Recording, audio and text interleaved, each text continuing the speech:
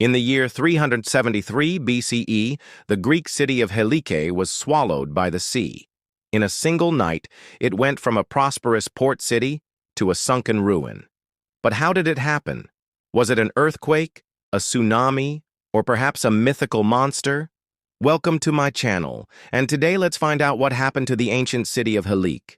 It all started with an earthquake that struck the Greek city of Helike. We don't know the exact death toll, but the earthquake triggered a massive tsunami. Ancient writers say that Helike sank into the earth and then the sea, and for centuries no trace of the city could be found.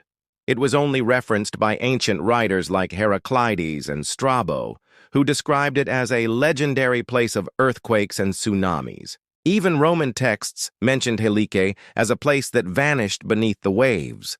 But over time, it was forgotten and eventually became considered myth. But wait a second. If this city really did sink into the sea, where are the ruins?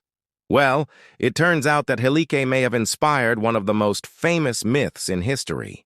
Plato's Atlantis tale was written only 30 years after Helike's destruction, and many scholars believe that it was directly inspired by the loss of such a powerful city. To Plato, the great philosopher, Helike may have appeared as an actual Atlantis, a place of wisdom and culture that was lost to a catastrophic earthquake and tsunami. But the mystery didn't end there. For centuries, people debated whether or not Helike really existed. Was it just a myth that inspired Plato? Or were the ruins really lost somewhere beneath the waves? It wasn't until the 1990s that archaeologists finally found the sunken ruins of Helike, buried in coastal silt along the Gulf of Corinth.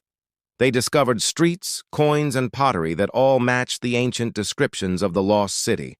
But they also found evidence of a massive earthquake and tsunami, just like the ancient texts described. So what does this mean? It means that entire cities can vanish overnight and become myth within a generation. If Helike was real, then there's no reason to doubt that Atlantis could have been real, too. What do you think? Let me know in the comments below. And remember, history is full of mysteries that we may never solve, but that shouldn't stop us from trying. Thanks for watching. See you next time.